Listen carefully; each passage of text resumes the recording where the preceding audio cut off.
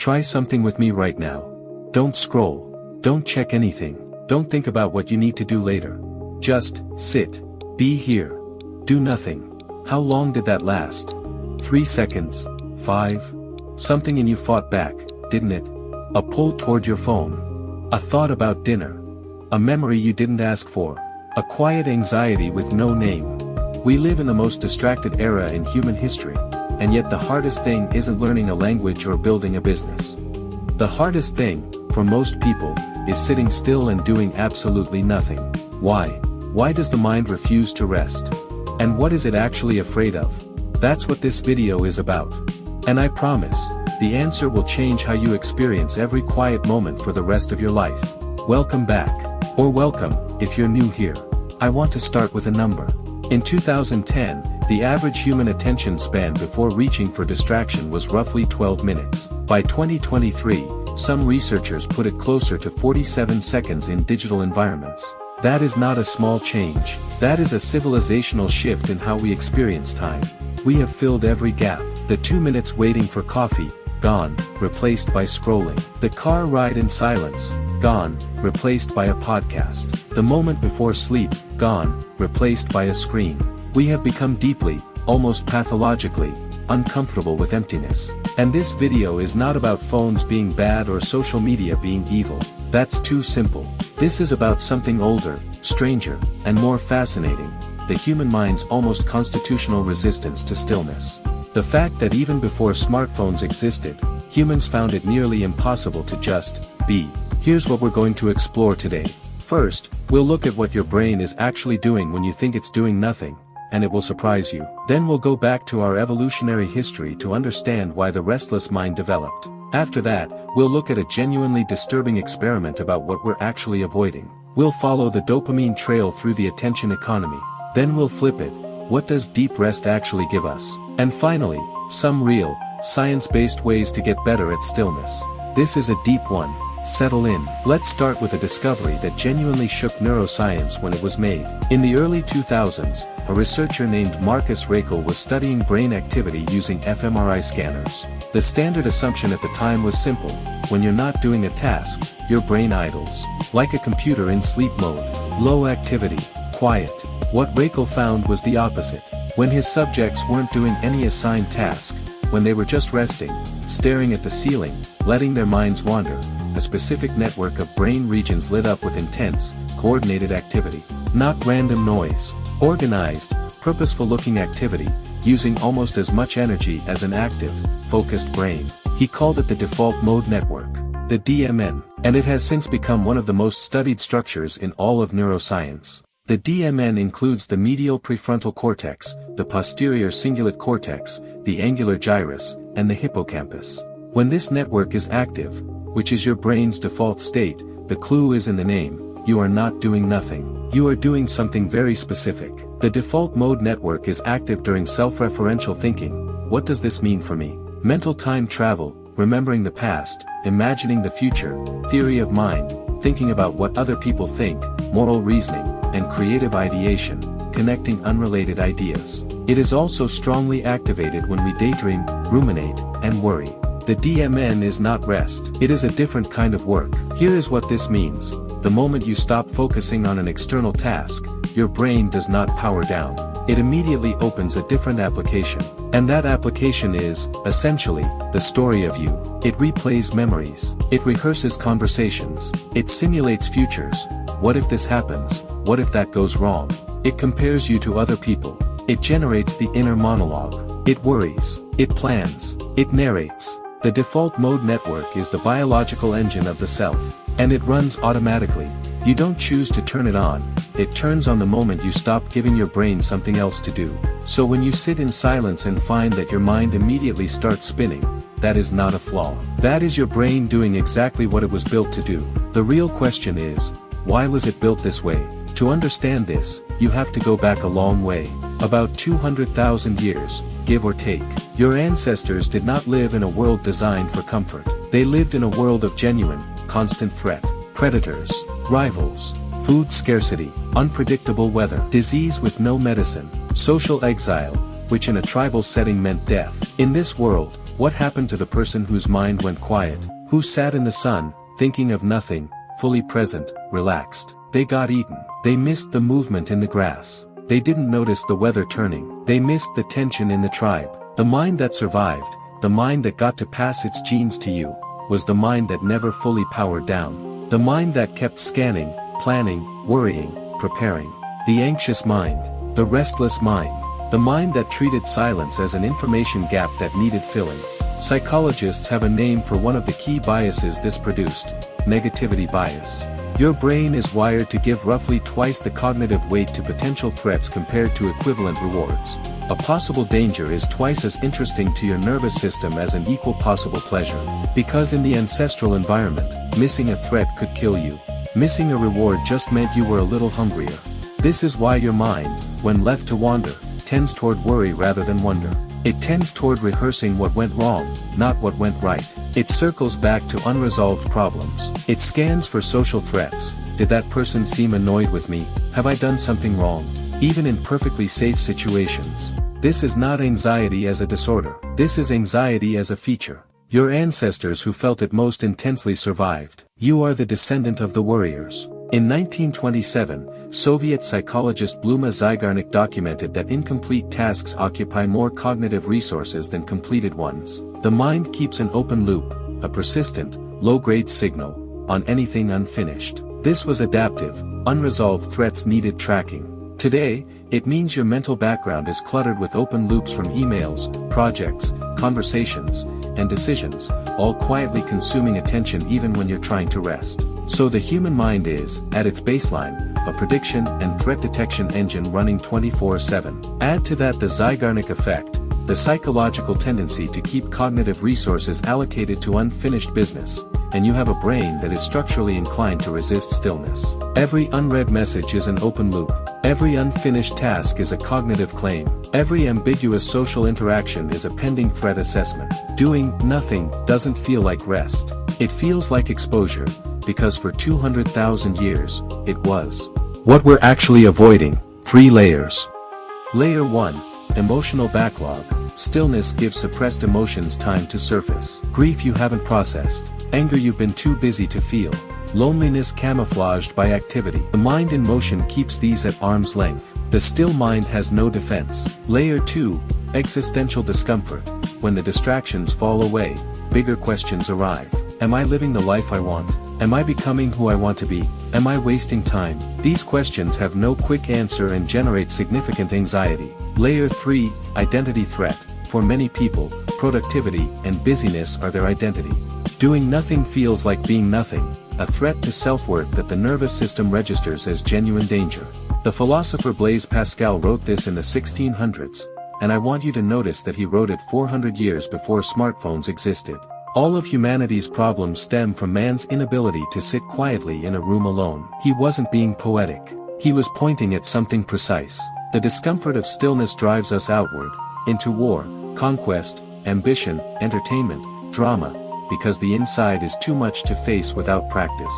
Distraction is not laziness. It is self-protection, an understanding that changes how we approach the problem. Now let's add the modern layer on top of this ancient architecture. Dopamine is not, despite what you've heard, purely a pleasure chemical.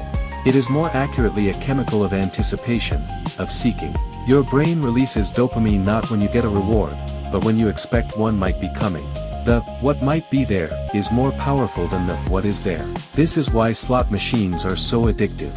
Variable reward, sometimes something, sometimes nothing, produces more dopamine than predictable reward.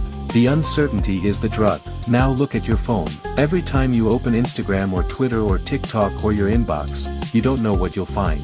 Maybe something interesting, maybe nothing, maybe something that makes you feel good, maybe something that makes you angry. You don't know, and that not knowing is neurochemically irresistible. Your brain is getting microdoses of anticipatory dopamine every time you reach for a device. And the people who build these platforms know this. They have studied it, tested it, and optimized for it. The infinite scroll, invented specifically to remove any natural stopping point. The notification, a variable reward delivered at unpredictable intervals. The like counter, social validation as dopamine hit. These are not accidents. They are precision engineered to exploit the same reward circuitry that evolved to help your ancestors find food. Repeated dopaminergic stimulation causes downregulation. The brain produces fewer receptors to compensate for the high frequency of activation. The result, everyday experiences feel less stimulating over time. A quiet walk, a conversation, a moment of rest, these generate dopamine signals that once felt satisfying. After years of high-frequency digital stimulation, the same signals register as boring. The baseline shifts upward. Stillness doesn't feel neutral anymore, it feels like deprivation. This is the trap.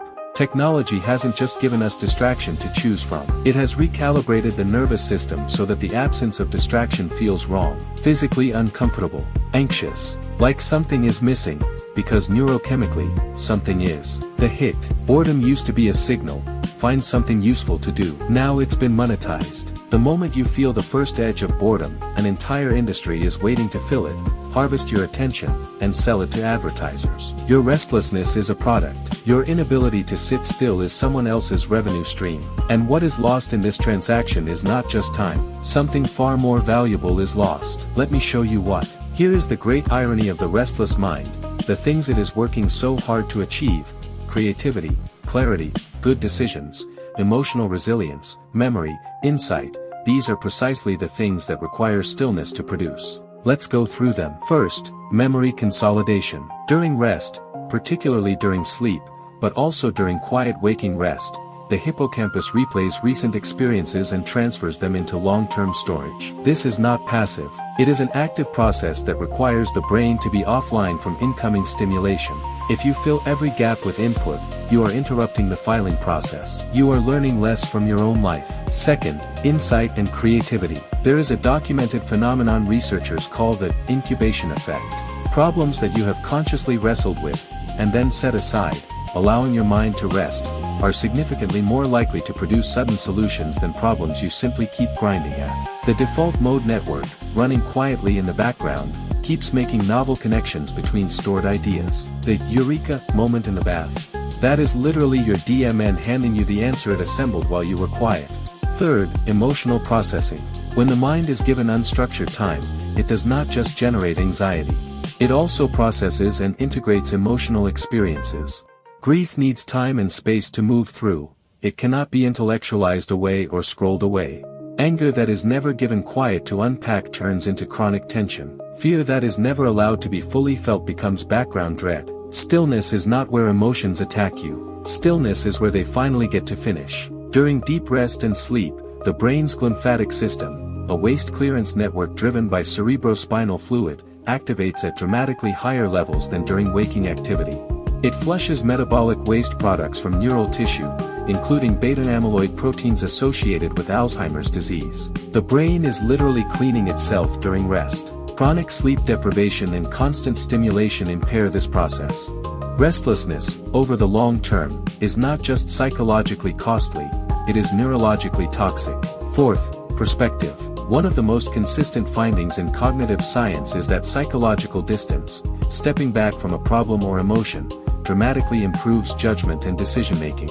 Distance can be physical, temporal, or mental. Stillness creates mental distance. The person who never stops to reflect lives inside their immediate reactions, permanently. The person who builds in genuine quiet begins to see their own patterns from the outside. The mind that refuses to rest is not a strong mind.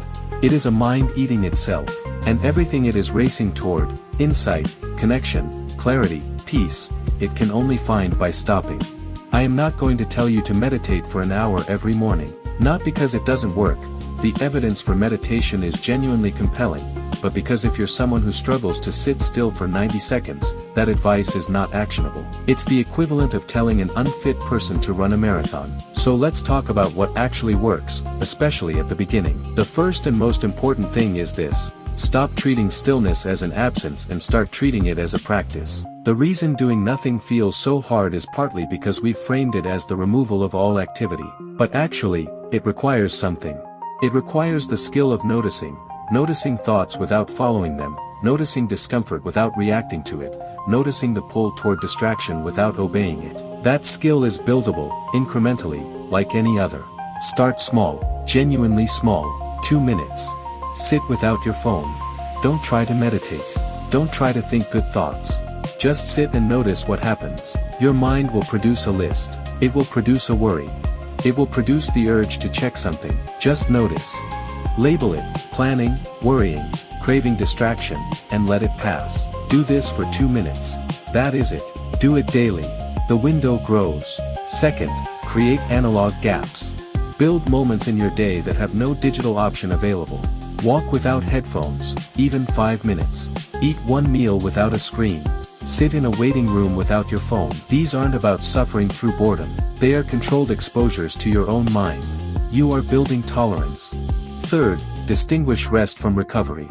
Recovery is passive, sleep, sitting on the couch, low stimulation activities. Rest, in the deeper sense, requires some intentional disengagement from the self. This is why nature works so powerfully. Natural environments engage what researchers call soft attention, a gentle, effortless focus on the environment that allows the narrative self to quiet down without the struggle of forced meditation. Even 20 minutes in a park measurably reduces cortisol and activates restorative neural states. Developed by Rachel and Stephen Kaplan at the University of Michigan, attention restoration theory proposes that natural environments restore directed attention capacity by engaging in voluntary attention, the gentle, fascination-based attention that requires no effort. Unlike screens, which constantly demand and deplete directed attention, natural settings allow the directed attention system to recover. Studies show that even viewing photographs of nature reduces cognitive fatigue and improves subsequent focus, though actual immersion is significantly more effective. Fourth, and this is perhaps the most underused technique, right before you rest. The reason the mind will not quiet is partly because it is holding things it doesn't trust you to remember. Write down everything pending, everything worrying you, everything unfinished, a brain dump, fully externalized. When the mind sees it on paper, the open loops can partially close. You've told the system, I have it. You can let go. The body then has a much easier time going quiet. The goal of all of this is not a blank mind. That is a myth and an unhelpful one.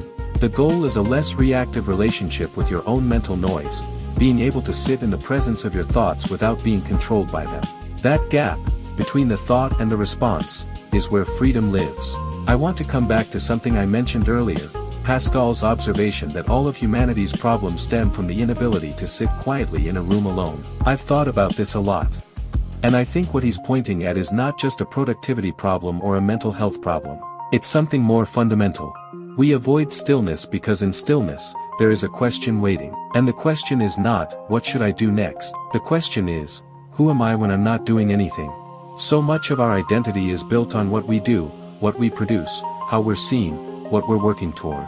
Strip all of that away, the role, the title, the task, the performance, and what remains? That is an uncomfortable question. For many people, it feels like there might be nothing there. Or worse, that what's there is something they don't like. But here is what I've found, and what contemplatives across every tradition have reported for thousands of years. When you actually stop running, not for 2 minutes, but long enough to let the noise settle, what you find is not nothing. What you find is something quiet, stable, and surprisingly okay. Not perfect, not without pain, but present and whole, in a way that the noise never allows you to feel. The restless mind is not your enemy. It built civilization. It kept your ancestors alive. But it was never designed to be the only mode. It was designed to serve a self that could rest, reflect, and return to action from a place of clarity rather than compulsion. Reclaiming that, even partially, might be the most important thing you do this year. I'll leave you with a question, and I genuinely want to know your answer in the comments. When was the last time you sat in true silence? No task, no screen, no agenda, and what did you find there? If this video reached something in you, share it with someone who needs to hear it. Subscribe if you want to keep going deep into questions like this. And take care of that mind of yours. It has been working very hard for a very long time. See you in the next one.